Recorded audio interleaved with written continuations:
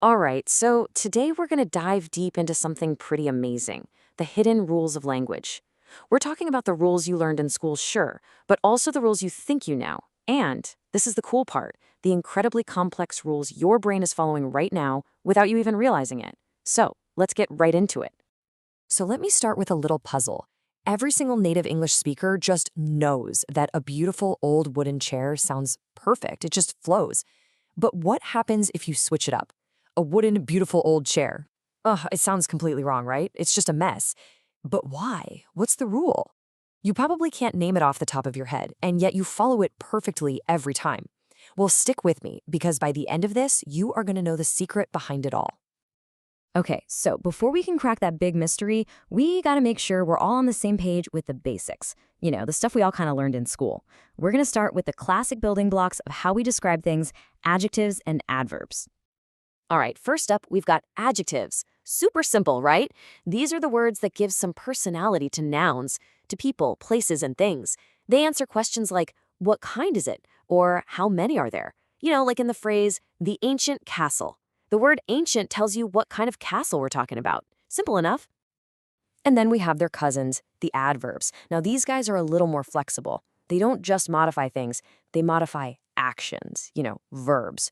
Or they can even modify adjectives or other adverbs. They're all about answering questions like how, when, where. For instance, if you say, she sang beautifully, that word beautifully is an adverb, and it's telling you how she sang. Now, this all seems pretty straightforward, I know. Adjectives for things, adverbs for actions. But there is a classic trap in English grammar that gets almost everybody, and it all boils down to one simple thing. What kind of verb are you actually using? And here it is, the classic example. I feel bad versus I feel badly. The verb feel is super tricky here. When you say I feel bad, feel is what we call a linking verb. It's just connecting I to a state of being. So you need an adjective, bad. But if you say I feel badly, well, that adverb badly implies you're not very good at the action of feeling, like your sense of touch is all messed up. So here's the key. If the verb is just describing a state, use an adjective. If it's describing an action, that's when you bring in the adverb. Okay, so we've covered the strict black and white rules of grammar. But what about the rules of, well, style? This is where things get a lot fuzzier, way more subjective, and honestly, a lot more fun to argue about. So let's jump into one of the most famous stylistic rules out there. And here he is, the master of horror himself, Stephen King. He dropped one of the most famous, or maybe infamous, pieces of writing advice ever. He says, the road to hell is paved with adverbs. Whoa. Now, let's be clear. This isn't a grammar rule. It's a really bold statement about creative style. So what is he actually so mad about? What's behind this dramatic claim? Basically, King's whole argument is that adverbs are often just a sign of lazy writing. He thinks that instead of digging deep to find a really powerful, precise verb, a writer will just grab a boring, generic one and then try to patch it up with an adverb to do all the work. It's like the adverb is just a crutch for a weak verb that can't stand on its own. And this is the perfect way to see what he means. This is that classic show, don't tell idea in action. On the left, you've got the telling version. She walked clumsily. Okay, I get it.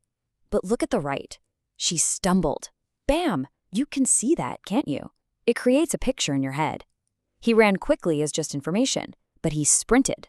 Now that has energy, intensity.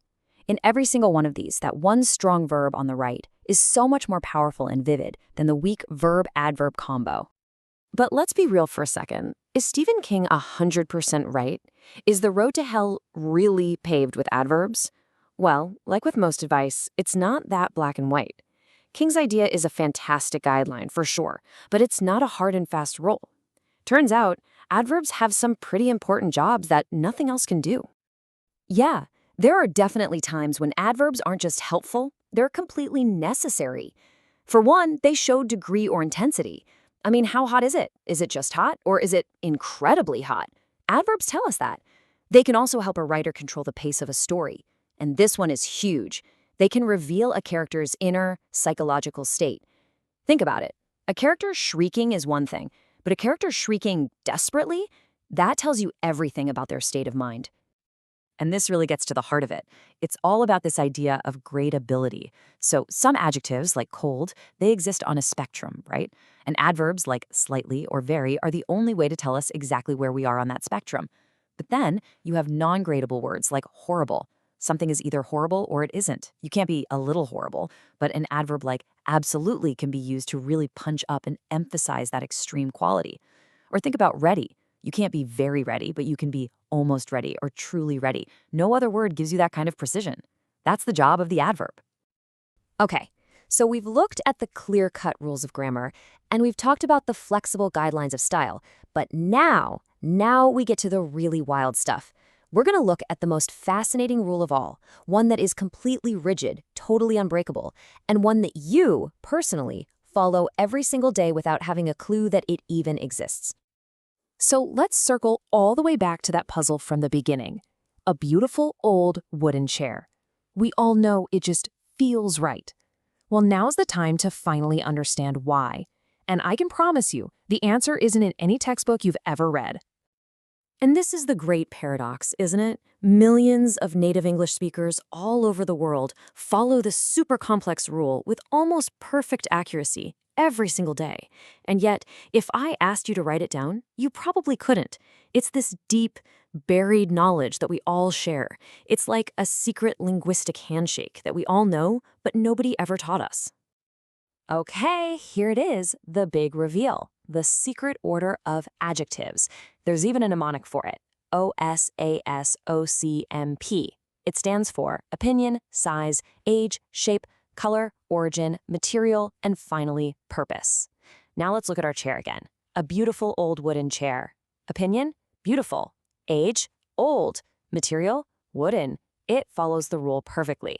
The second you try to break it, a wooden, beautiful old chair. The whole thing just falls apart. It's incredible. But that just opens up an even bigger question, doesn't it? Why? Why this specific order? Is it just some random thing we all happen to learn? The answer is a huge, emphatic no. This order is not arbitrary at all. In fact, it's a direct reflection of how our brains are wired to see the world. It's something called the intrinsicness hierarchy. And it's a fancy way of saying that the order of adjectives is based on how core, how essential a quality is to the thing it's describing. The most subjective, opinion-based qualities are placed furthest away from the noun, while the most objective, factual qualities are placed closest to it. Let's actually break this down. At the very top, you have beautiful. That's an opinion, right? It's totally subjective, so it sits farthest away from the noun chair. But as you go down that list, everything gets more and more objective, more a part of the chair's actual identity. Wooden, that's what it's made of, a solid fact. And rocking, that's its fundamental purpose. It's literally the closest to the noun because it defines what the chair is. The entire sentence is a journey from a personal feeling to a core fact. So, the really crucial thing to get here is that this isn't just about grammar anymore. This is cognitive science. It's about how your brain works. When you describe something, your brain is automatically sorting the information.